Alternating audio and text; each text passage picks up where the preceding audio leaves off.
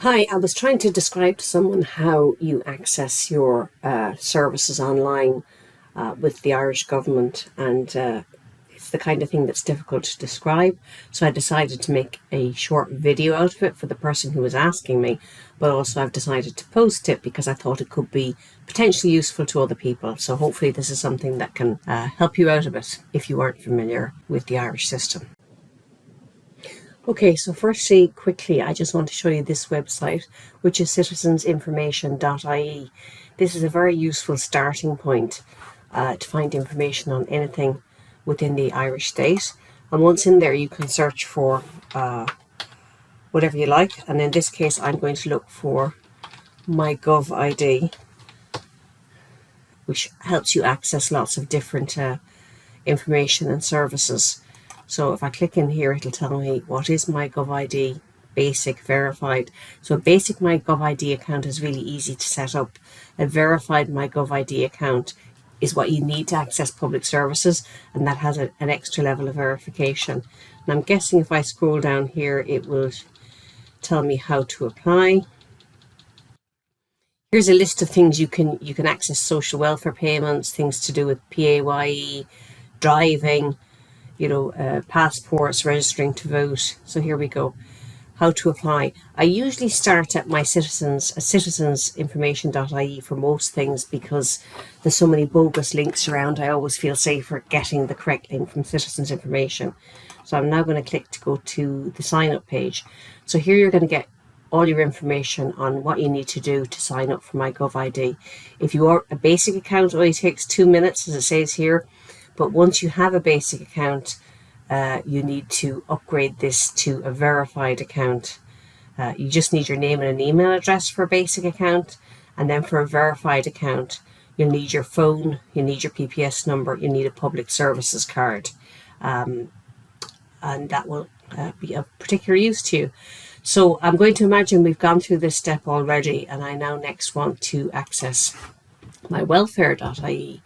So mywellfare.ie is where you'll see stuff to do with your PRSI contributions, your employment status, and that helps you work out how you're doing in terms of contributions, because you could be entitled to get your eyes checked, to get your teeth checked. So I'm going to type in mywellfare.ie here, and here it tells you what you can, there's information, pathways to work, help getting employment, subsidies for parents with children, social welfare payments for people out of work, health, disabilities, accessing public services. So when you go to log in, community welfare, pensions, lots of different, the Ukraine supports are here too, lots of different informations within here. So if you want to check and see, so if we go into health and disability, here you can find out treatment benefits eligibility. Here's where you check for dental or optical treatments. Now you have to log in to get to this section. So I'm going to log in here with my own account. And it's two-factor authentication. So it's sending a code to my phone to verify it's me. Just waiting for the code to come in. Here we go.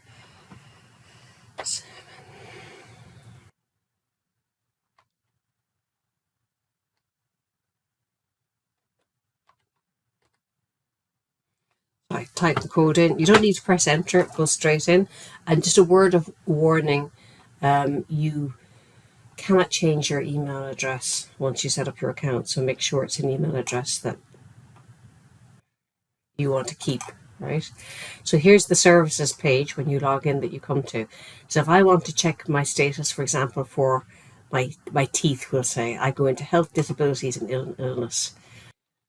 So I think there's some maintenance happening on the website today, but if you go into health and disabilities, treatment benefits eligibility,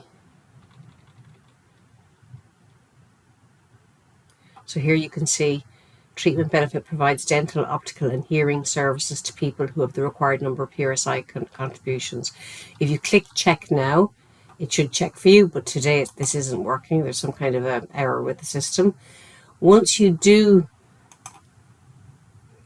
click that and get your say I want to check for my teeth, for example. Where it will tell you is in your notifications. It's not ideal, but then you go back up to your name here, go down to notifications. So these are all the notifications. So here, for example, I checked this week and I can get dental treatment, dental exam, and I'll get a contribution towards these. And this is saying that I can get this done. This particular request is expiring in October this year, but I am eligible for dental approval. So that's what this section is telling me. So again, once you clicked that you want to check your dental, you go in here to notifications to get the result. And it usually is pretty instant that it gives you that information. What else is useful here?